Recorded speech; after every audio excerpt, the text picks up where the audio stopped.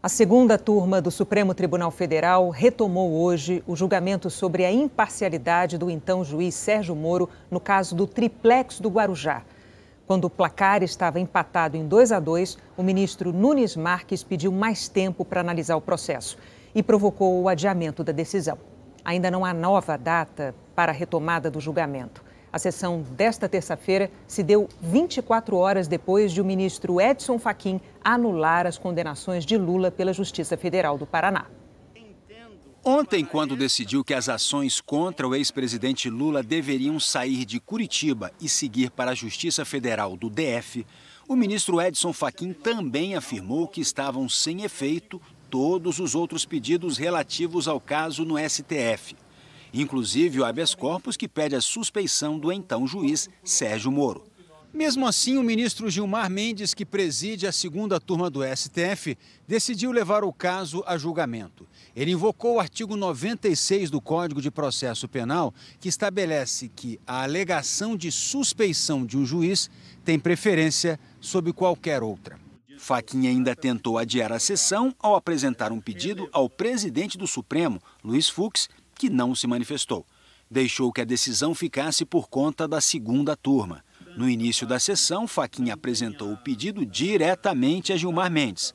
Argumentou que a defesa de Lula entregou novos fatos, incluindo as mensagens apreendidas da Operação Spoofing. Essa operação prendeu hackers que invadiram celulares de autoridades como o então juiz Moro e procuradores que atuaram na força-tarefa da Lava Jato no Paraná.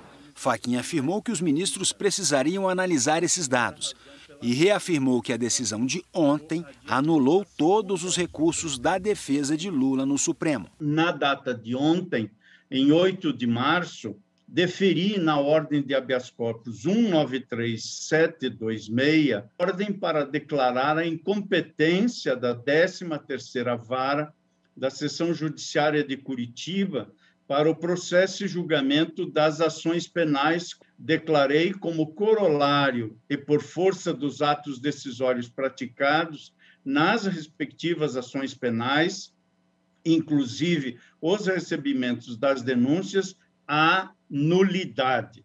E considerada a extensão das nulidades reconhecidas, também declarei, com fundamento expresso no regimento interno, artigo 21, inciso 9, a perda de objeto das pretensões deduzidas em inúmeros habeas corpus e várias reclamações. Dentre os habeas corpus, entendi pela perda do objeto deste habeas corpus 164493. Fachin recebeu o apoio do subprocurador da República, Juliano Baiocchi.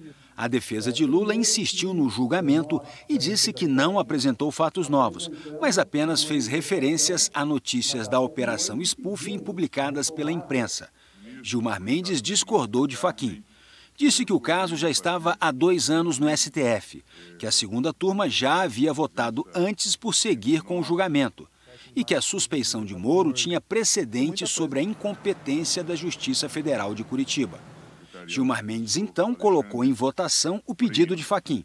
Os ministros Nunes Marques, Carmen Lúcia e Ricardo Lewandowski seguiram Gilmar e votaram por continuar o julgamento. Nunes Marques explicou os motivos para prosseguir com o julgamento. Afirmou que o caso da suspeição também impacta a decisão da Justiça do Distrito Federal sobre quais provas poderão ser usadas nos processos. Uma vez que, decretando ou não a suspeição, seja qual for a deliberação desta segunda turma, essa decisão fica, logicamente, caudatária e dependente do processo principal, que irá decretar ou não a nulidade. Se, eventualmente, não for decretada, se não for declarada, a suspeição, aquele novo juízo, se assim for o entendimento dessa corte, ele poderá, inclusive, proceder no aproveitamento de todas as provas colhidas. Se, de forma contrária, essa turma entender pela suspeição do ex-juiz Sérgio Moro, o juiz já de antemão procederá em nova instrução, já sabedor que será que não poderá proceder no aproveitamento das provas. O pedido de suspeição de Moro chegou ao STF em novembro de 2018. e começou a ser julgado no mês seguinte pela segunda turma do tribunal.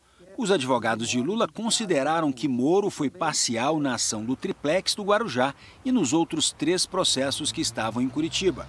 A defesa de Lula usou como um dos argumentos o fato de Moro ter aceitado o convite para ser ministro da Justiça do governo Bolsonaro, o que provaria que o então juiz agiu com motivação política, impedindo um julgamento justo e imparcial. A defesa também citou o que considera arbitrariedades, como buscas e apreensões e interceptações telefônicas do ex-presidente que foram posteriormente divulgadas. Fachin e a ministra Carmen Lúcia já haviam votado por não considerar Moro parcial nas ações contra o ex-presidente. Fachin defendeu que os argumentos apresentados pela defesa sobre eventuais arbitrariedades já haviam sido analisados pelo próprio STF, sem direito a novos recursos. Sobre outros argumentos, como o convite a Moro para integrar o governo Bolsonaro, Fachin afirmou que o STF não poderia analisar os fatos porque ainda não tinha julgado os temas. E, por fim, não viu ilegalidades nas decisões de Moro. Na época, a ministra Carmen Lúcia também votou pela rejeição do pedido da defesa de Lula. Como Fachin, entendeu que os atos de Moro durante os processos já haviam sido confirmados em várias instâncias da Justiça e que o fato de Moro ter aceitado o convite para ser ministro não seria, por si só, prova suficiente para afirmar sua parcialidade e que haveria necessidade de uma análise mais aprofundada de provas, o que é possível através de um pedido de habeas corpus. Gilmar Mendes pediu vista e suspendeu o julgamento até trazer de volta a pauta hoje.